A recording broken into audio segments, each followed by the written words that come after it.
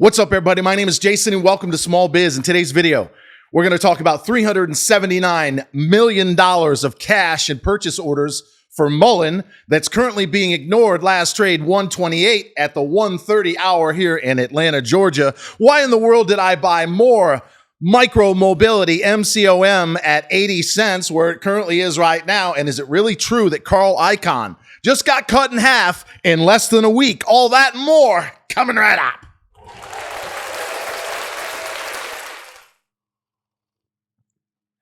All right, ladies and gentlemen, I'm going to go fast. It's going to be intense.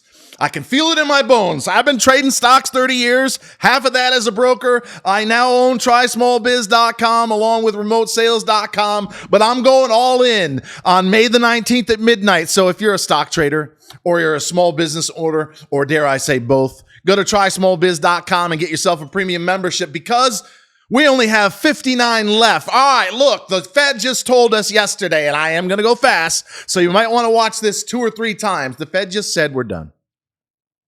We're not only done, but the spigots are about to be turned on. You've got Carl Icahn, IEP. Him and his son own 85% of that partnership. It's been cut in half. It's down almost 70% in the last few weeks alone. There is nobody in the regional banking space, from First Horizon to First Republic to SIVB to PACW, you name it, that hasn't been absolutely decimated. So when you're sitting there throwing stones at me because we're down 35, 40, or in some cases 45 or 50% in the last couple of months, who hasn't been absolutely eviscerated?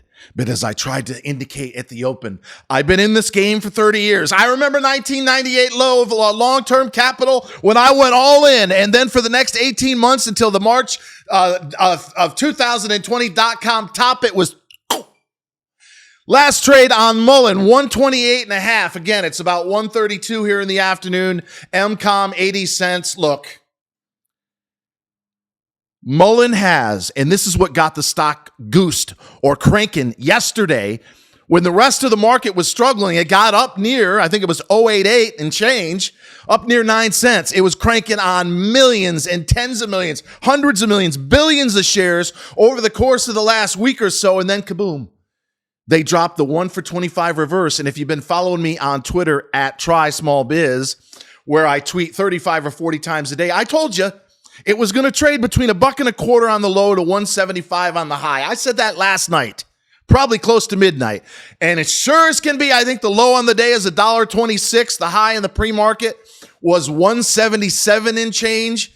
Exactly what you would expect. But I'm telling you right now, as I said at the open, if you read the article that they put out yesterday, I believe it was 8 a.m. in the morning, they have approximately $121 million in cash and $250 billion of back orders with the likes of Marion Auto Group, etc. So if we're to assume that they're telling the truth, and as I said yesterday, I do believe that they are, you have last trade 129.5, a stock that's insanely washed out. I watch RSI, MACD, and stochastics. Those are the 3 technical indicators that I pay very close attention to.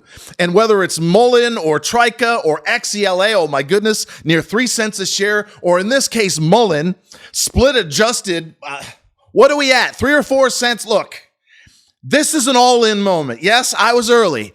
Carl Icahn was early. First Republic was early. Damn near everybody in this fucking market has been early over the course of the last 2 or 3 months. But I have a question to ask you. Does this sort of shit happen at the end or the beginning of a bear market? The end. We've been going down now for 18 months. We got lucky or fortunate, or maybe I know what the fuck I'm doing. Last year when we were up 16x at one point, we still finished December at up 6x. That's 600% for you third grade mathers. And then I got clobbered. I had 3 realized losses I talked about yesterday. And then you got the drawdowns that we currently have with these 4 or 5 stocks. But I can feel it. I can feel it. The Fed said in the press conference, we're done.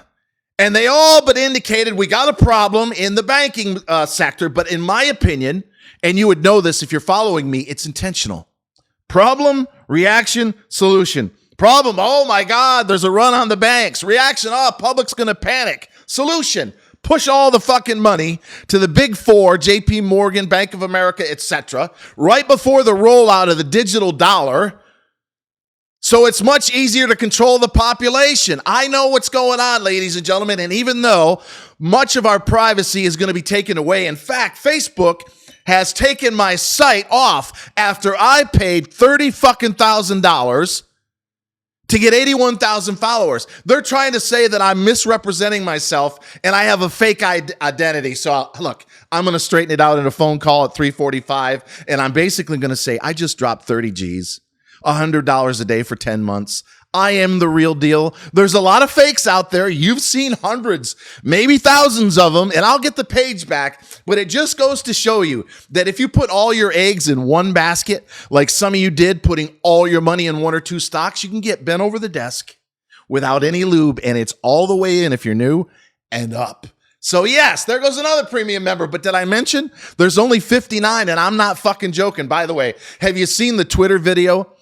Fuck around and find out. It's this way, fuck around, find out. The more you fuck around, the more you're going to find out. If you think I'm bluffing about the midnight, May 19th, which is 2 weeks from tomorrow, and again, stick around to the end for a special message about Cinco de Mayo, you're crazy. You're going to want to get a premium membership, and if you're one of 206 now, if you can believe that fired me in the last few months, you might want to get your membership back. Because if you trade this market, and you want access to rooms and texting and videos of me, this guy who's riffed now for what, 6 or 7 minutes without any notes. And no, I haven't done drugs in 15 years other than one on a you-know-what about 2 years ago. And I felt guilty as hell for about, I want to say a month. But I digress. Ladies and gentlemen, MULN, last trade now 130, in my opinion. There is a 25 to 30% chance they're going to flush it down through 1.25. And the buy zone, as I said last night, is between 1, where they're going to make a stand because 10 days in a row, get some NASDAQ compliant. They're going to make a stand. I think they got something up their sleeve. They had news this morning. It was ignored because we have a major problem in the banking sector. But as I said about, 4.5 minutes ago, the Fed is done. They're out of the way for the next 3 to 5 years. The bond market, the TIPS market, if you're following along, is already telling us with a massively inverted yield curve, we have 250 basis points of cuts for the next 18 months. We were at 0 for 10 years. We went up to 5.25 as of yesterday. The sweet spot, in my opinion, is in the middle because there's no way, as many of you have rightly pointed out on Twitter, that we can even pay the interest on $33 trillion worth of debt. And that doesn't even include the non-funded liabilities that are into the tens, if not hundreds of trillions more. So the worst is over. I don't know if it's now, tomorrow, next week, next month when we bottom, but we've gone through hell and back in the last 2 months. What if the next 2 or 3 years is just in fuego? Or as I said to a friend of mine about 15 minutes ago, sometimes you got to go down 35 or 40% to go up 350 to 400%. Suck it up. Man up. Get rid of your fucking pronouns, fellas, and start acting like a real man. All right, MCOM. Why in the world did I buy more stock after I eviscerated Sal at 81 cents? Last trade, 80.5. It's been as low, I think, as 78. Simple. The stock is down 87% since the reverse split about 5 or 6 weeks ago. And as we learned last night, he's diluted 3 more times at, I think, 105, $1, and maybe less. If you're still in there diluting, Sal, as you're teasing us with the BRDS, that's a takeover of a company or a merger that's about 3 or 4 times the size, you might want to take your foot off the fucking gas and wait for the stock to get back up and over $1, because it's embarrassing for you and your Guidos from Sicily that you reverse the stock, you take another 87% of shareholder equity, you're dangling carrots once again. Who the hell knows if it's even true? But I'm in there simply from a risk management perspective, ladies and gentlemen. It has been more than demolished. I can count on 2 fingers in 30 years where I've seen a reverse split and a stock drop almost 90% and become non-compliant. If it stays down here for a month, they're going to get another warning from NASDAQ. I've seen that one other time in 30 years. I think along with MULN and Trika and Excella, everything is way oversold, way demolished, way negative. And you know what's awesome about this situation? There is a massive hedge from the so-called experts to see 3,300 on the S&P. Ain't going to happen. Ain't going to happen. I told you maybe we go down and touch the bottom end of the range we've been stuck in for 10 months, which is 3,800, maybe. But it's starting to feel like the bazooka's about to come out, and the Fed's going to draw another line in the sand, and they're going to say, you know what, FDIC, that's 25 million now, not a $250,000. No, we're going to make it like nosebleed level, and then we're going to set up through a Fed Now program, which is supposed to start in June or July, I don't know, $5 trillion. And JP Morgan and Bank of America are going to suck up whatever is left in the regional banking space. And then you're going to wake up one day, and maybe it's going to happen tomorrow. Maybe it's next week. Maybe it's before the 4th of July. And you're going to say, you know what? Not only did I miss the May 19th deadline, not only did I throw Jason under the bus and basically accuse him yesterday of being incompetent, but I fucked up, because if you follow your tax rules, if you think you made a smart move selling MULN yesterday before, I don't know, another 25 or 30% down, maybe, but you can't buy that back for another month without having a problem with your taxes, because you won't be able to claim that as a loss. So I decided, and I think in the end, rightly so, last trade 131, we're on the move. I made the right decision. And if I had cash, I would have been all over it between 1 and 1.25, if it even gets there. But I decided to add to MCOM, brought my average down with just a little bit of money by $1. So yeah, I'm still down. I think I'm at 3.25 or something like that. But I was near 4.5.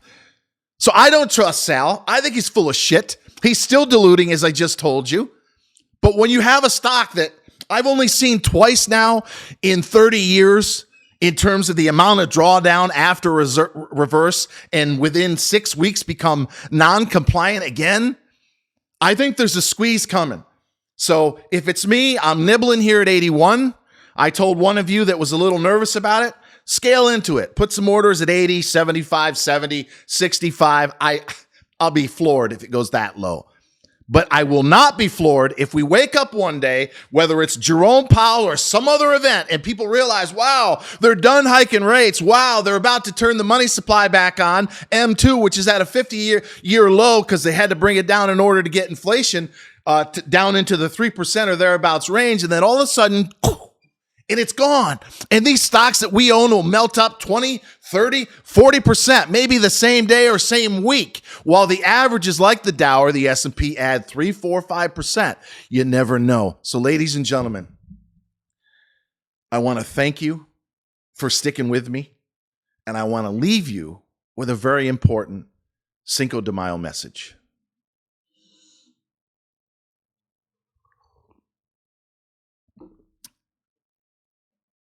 Eight years ago, today, or tomorrow, I should say, I was in a bar celebrating, and I got a phone call from my sister.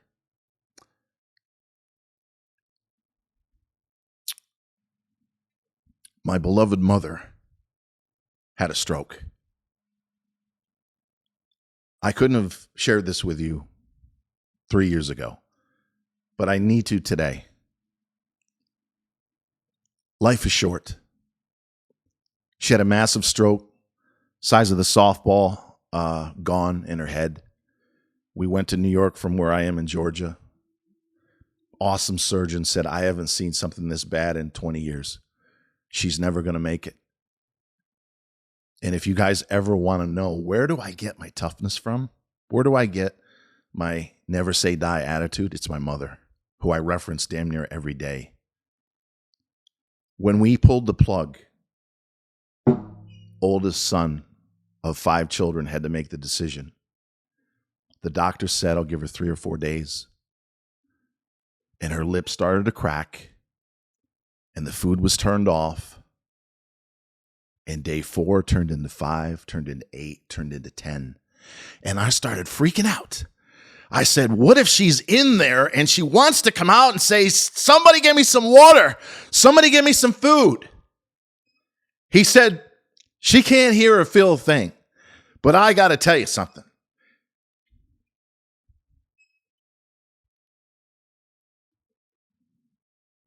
This is a testament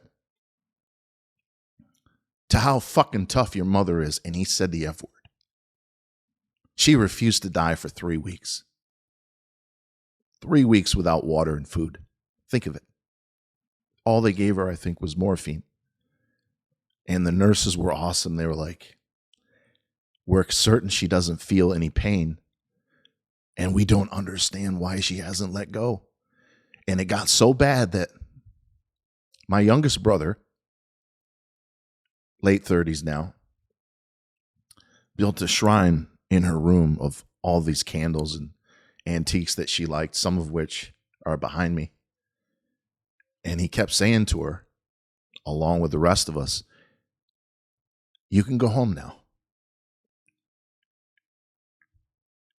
You can go home now and be with her parents, my grandma and grandpa. So when you celebrate tomorrow, do so responsibly, but try to put this madness of the market into perspective. I hate the phrase, it's just money, but at the end of the day, it is. Life is short. Shit happens. Make the most of it. Until next time, always remember that I love you guys and gals, and thanks for watching.